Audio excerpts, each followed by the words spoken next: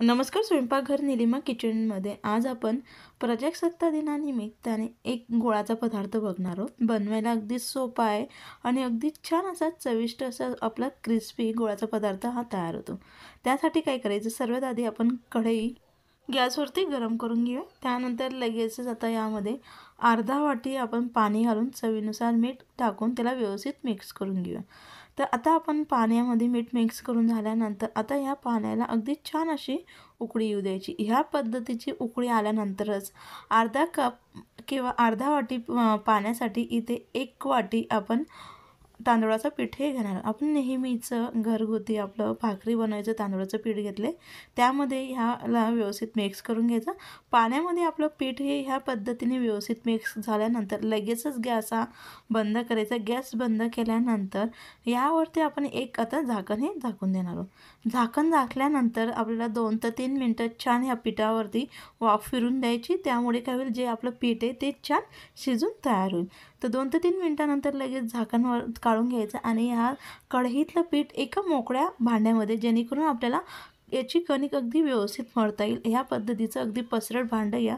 त्यामध्ये हे पीठ घातल्यानंतर लगेच एका वाटीमध्ये गरम पाणी घ्यायचं.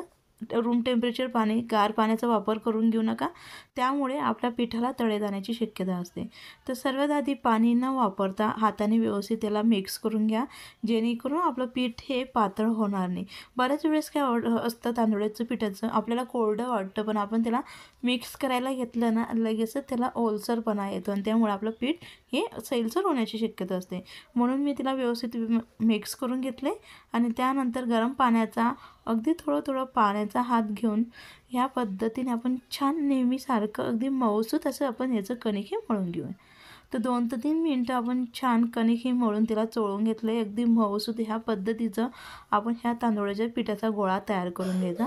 तर गोळा हा तयार करून झाल्यानंतर यामध्ये मध्यम आकाराचा आता गोळा हा आपण घेऊया. तर मध्यम आकाराचा गोळा घेतल्यानंतर लगेच पाटाला तेल लावून याची अगदी छान अगदी बारीक अशी आपण याची पोळीही लाटून घेणार आहोत. अगदी देखील जास्ती बारीक आपल्याला लाटून घ्यायची नाही. आपल्याला याच्यापासून अगदी छान फुलं तयार करायचे, रोज तयार करायचे, म्हणजे आपल्याला अगदी सहज ते तयार करता येईल. अगदी जास्ती जाड देखील ठेवू नका. जाड ठेवल्यामुळे देखील आपल्याला रोज बनवताना त्रास होईल. म्हणून ह्या पद्धतीने आपण नेहमी जशी पोळी तयार करतो ना, अगदी तशीच याची आपल्याला पोळीही तयार करून घ्यायची. पोळी तयार करून झाल्यानंतर रोज बनवण्यासाठी आपल्याला अगदी छोटे छोटे अशा पुऱ्या ह्या लागणार आहेत. त्यासाठी इथे एक झाकण घेतले आणि झाकणाने अशा पद्धतीने आपण याच्या पुऱ्या ह्या कट करून घ्यायचं. आता आपल्याला रोज कसं लहान मोठं फूल कसं हवं आहे त्यानुसार आपण झाकणाचा वापर हा करायचा. मी आता अगदी छोटेसे अगदी नाजूक असे फुलं बनवणार आहेत, म्हणून इथे मी अगदी छोटेसे असे झाकण देऊन याच्या पुऱ्या हे तयार करून घेतले. जर तुम्हाला अगदी मोठं फूल बनवायचं असेल तर मोठं हे झाकण घ्या, त्यामुळे अगदी छान मोठं असं आपलं ते फूल तयार होईल. तर एक पुरी दुसरी पुरीवरती या पद्धतीने आपण ठेवून याला हलक्या हाताने व्यवस्थित चिपकून घ्यायचं. जर आपल्याला जास्ती वेळ झाला असेल, आपल्या पुऱ्या ह्या चिपकत नसेल, तर थोडंसं पाण्याचा हात लावला तरी काही हरकत नाही. तर नंतरून लगेच ह्या पुऱ्यांचा आपण अगदी समान 2 भाग तयार करून घेणार. तर ह्या पद्धतीने आपण अगदी बरोबर समान 2 भाग तयार करून घेतले. एकाचे 2 अशा आपले फुलं हे तयार होती. त्यानंतर हळूवार ह्या फुलांना आपण ज्या आपण पुऱ्या घेतल्या होत्या ना, त्यांना हळूवार आपण गोल त्याचा रोल तयार करून घ्यायचा आणि नंतर ह्या ज्या पाकळ्या तयार होतात त्या हळूवार त्यांना आकार देऊन अगदी छान असं आपलं अगदी नाजूक असं आपलं हे गुलाबाचं फूल हे तयार झालं आहे. नक्की तुम्ही ह्या पद्धतीने गुलाबाचं फूल हे तयार करून बघा, अगदी सुरेख असं ते तयार होतं. अशाच पद्धतीने दुसरं देखील आपण तयार करून घेतलं आहे. अगदी थोडंसं सैल सोडत आपण याचे फूल तयार म्हणजे गोल जे आपण राऊंड करतो त्यावेळेस अगदी थोडं हळूवार आणि अगदी थोडंसं सैलसर करा, त्यामुळे अगदी छान पसरट असं आपलं फूल हे तयार होतं. ह्याच पद्धतीने संपूर्ण आपण तयार करून घेतले. आता आपले पांढऱ्या कलरचे फूल तयार झाले. त्यानंतर आपण आता तिरंगा कलराचे तिरंगा बनवणार आहोत. त्यासाठी इथे मी आता 2 समान आकाराचे गोळे घेतले आणि त्याला आपण आता जे आपले घरगुती फ्रूट कलर असतात तेल लावून याचा कलर आपण तयार करून घेणार. सर्वप्रथम मी हिरव्या कलराचं करून घेतले. तशाच पद्धतीने अगदी थोडंसं तेलाचा हात लावून आपण ऑरेंज कलर देखील करून घेणार आहोत. जर आपल्याकडे ओले कलर असतील तर लिक्विडमध्ये, तर आपल्याला अजिबात तेलाचा वापर करण्याची गरजही राहत नाही. तर अशाच पद्धतीने आपण आता ग्रीन आणि ऑरेंज कलरचे फुलं हे तयार करून घेतले.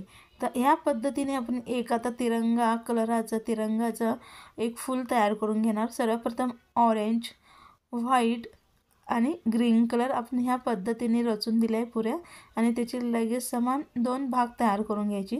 2 भाग तयार करून झाल्यानंतर लगेच आपण याला आता गोल राऊंड करून घ्यायचं. फक्त रोल करण्याची गरज आहे आपल्याला, अजिबात काही करण्याची गरज नाही. अगदी सहज असं आपलं फ्लॉवर हे तयार होतं. अगदी हलक्या हाताने व्यवस्थित आता याला असं पाकळ्या हे तयार करून घ्यायचे. तर अशाच पद्धतीने आपण आता दुसरं देखील तयार करून घेणार आहोत. तर अगदी परफेक्ट असे आपले रोज तयार झाले. याला आपण वाफवून घेऊ शकतो किंवा तेलामध्ये देखील आपण यांना तळून घेऊ शकतो. आता आपल्याला कसे पाहिजेले, तळलेले पाहिजेले का वाफलेले, आपल्या आवडीनुसार आपण करून घ्यायचे. जर तुम्हाला याला स्टीम करून घ्यायचं असेल तर 2 ते 3 मिनटं पाण्याची छान वाफ घेऊन घ्या. अगदी परफेक्ट असे आपले छान सॉसबरोबर खाण्यासाठी ते तयार होतात. आज मी आपल्या गोड पदार्थ बनवत आहे म्हणून इथे सर्वात आधी मी तळून घेते. तळल्यानंतर मग आपण यांना पाकामध्ये टाकणार आहोत. तर कढईमध्ये तेल गरम करून घ्या, तेल किंवा तूप गरम करून घ्या. ते गरम झाल्यानंतर लगेचच आपण ह्या पद्धतीने फ्लावर टाकून मंद आचेवरती यांना आता छान तळून घेऊ.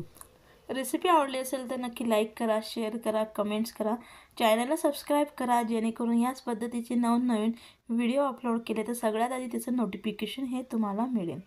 तर टाकल्यानंतर लगेचच आपल्याला चमच्याने याला हलवायचं नाही.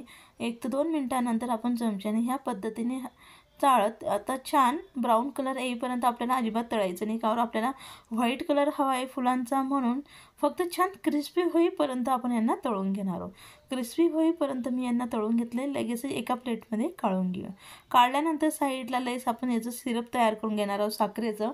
त्यासाठी एक पातेली गरम करून घ्या. पातेलीमध्ये लगेचच अर्धा कप पाणी घालून त्यामध्ये अर्धा वाटी आपण लगेचच साखरही घातली. साखर घातल्यानंतर लगेच चमच्याने ह्या पद्धतीने ढवळत आपण याचा आता पाक तयार करून घेणार. नेहमी जसं आपण गुलाबजामुनसाठी पाक तयार करतो अगदी तसंच तयार करायचं आहे. फक्त पुन्हा आणखी 2 ते 3 मिनटं आपण याला मंद आचेवरती ह्या पाकाला उकळून घ्यायचं. त्यामुळे थोडासा तो चिकट तयार होतो. पाक तयार झाल्यानंतर लगेच गॅस बंद करायचा. गॅस बंद झाल्यानंतर लगेचच गरम पाकामध्ये याला आपण टाकून घेणार. अजिबात मऊ वगैरे पडत नाही, अगदी छान क्रिस्पी असे ते राहतात. फक्त आपल्याला 1 ते 2 मिनिटभरच यांना पाकामध्ये भिजवून घ्यायचं. यापेक्षा जास्त वेळ भिजवला तर त्यामुळे आपले जे फुलं आहे ते मऊ पडण्याची शक्यता राहते, म्हणून अगदी लगेचच आपण यांना ह्या पाकात काढून घ्यायचं. तर पाकातनं मी लगेचच काढून घेतलं आहे. अगदी छान असं आपलं आता 26 जानेवारी निमित्ताने गोळाचा पदार्थ तयार झाला आहे. तिरंगा रंगाचा देखील आपला तो पदार्थ तयार झाला आहे आणि अगदी छान असे आपले फ्लावर हे तयार. रेसिपी आवडली असेल नक्की लाईक करा, शेअर करा, कमेंट्स करा.